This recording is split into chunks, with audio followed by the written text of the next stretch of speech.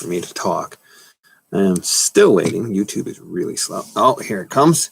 YouTube just came on. So we are in Passion Week. This is Tuesday, so we're going to read a passage out of the book of Luke. I had said that I was going to be reading out of the New Living Translation, and after reading today's passage, today's reading, I decided I wasn't really crazy about the way it was written.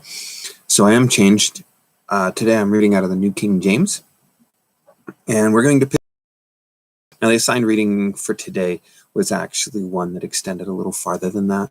It started at verse 1 of chapter 20, but we read 1 through 8 yesterday, and I didn't feel the need for the redundancy. We are going to read. I do want to remind everybody, and this has not been made public, so I guess this is a general announcement. Due to the fact that we are still in lockdown and have been asked to stay home and things, we are going to do our Easter sunrise service live, like we have been doing other services. We will plan that our first Sunday back together as a church, we will celebrate Easter. Now, some people may wonder about that, but quite frankly, that's actually what communion is anyway.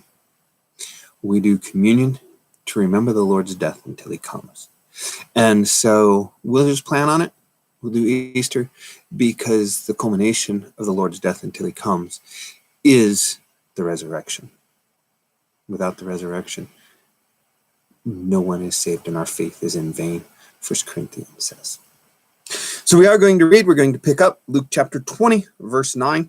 And I'm going to read through verse 40. So it is a bit of a long reading if I take forever. Sorry about it. If I stumble over words. Again, sorry about it. So Jesus began to tell the people a parable. A certain man planted a vineyard, leased it to vine dressers, and went into a far country for a long time. Now at a vintage time, or a set time, he sent a servant to the vine dressers that they might give him some of the fruit of the vineyard. But the vine dressers beat him and sent him away empty-handed. Again, he sent another servant, and they mistreated him also, and beat him also, and treated him shamefully, and sent him away empty-handed. And he sent a third, and they wounded him also, and cast him out. Then the owner of the vineyard said, "What'll I do? I'll send my beloved son. Probably they will respect him when they see him." But when the vine dressers saw him, they reasoned among themselves, "This is the heir. Come, let us kill him, and the inheritance may be ours." So they cast him out of the vineyard and they killed him. Therefore, what will the owner of the vineyard do to them? He will come and destroy those vine dressers and give the vineyard to others. And when they heard it, the people said, "Certainly not." And he looked at them and said, "What then is this that is written? The stone which the builders rejected has become the chief cornerstone. Whoever falls on that stone will be broken, but on whomever it falls, it will grind him to powder."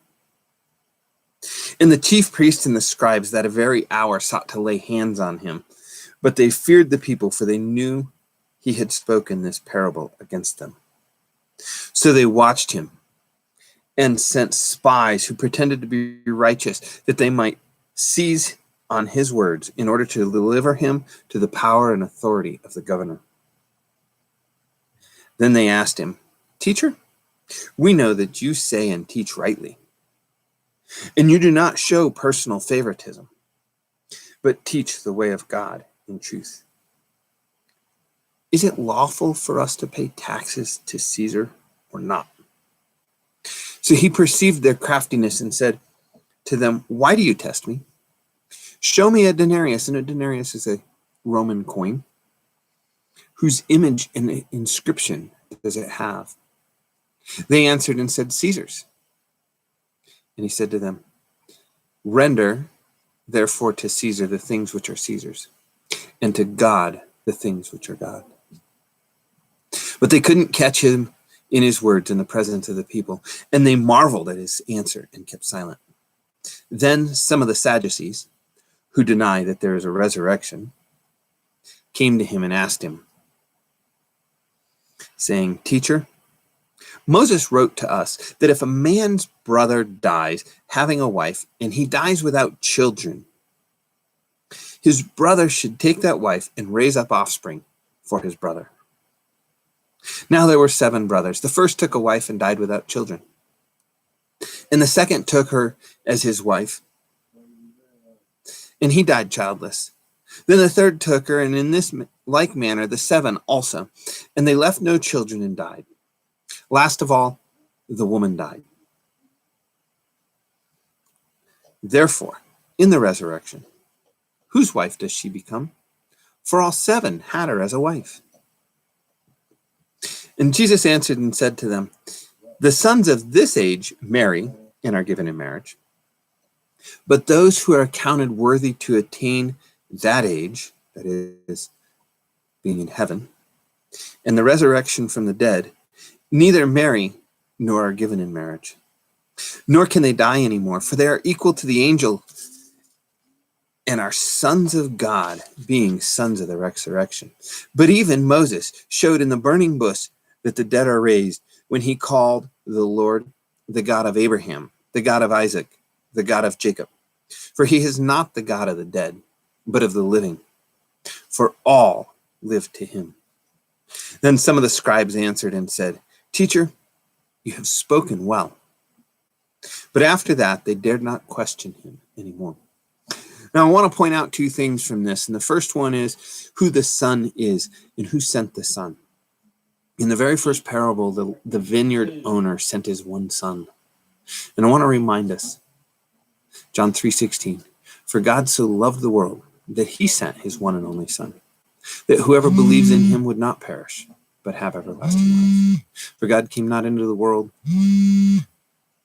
to condemn the world, but that the world through him might be saved."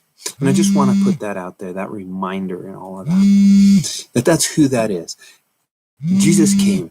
We have a question. We have the option every time. Are we going to take over and to be the vine dressers and take over from God? Or are we going to accept the Son? The scriptures say, "He who has the Son has life. He who does not have the Son does not have life."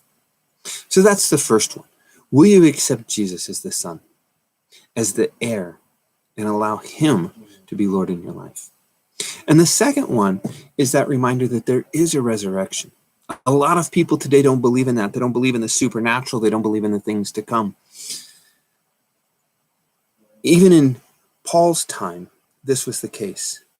And in 1 Corinthians, as I mentioned previously, it says, without the resurrection, our faith is in vain.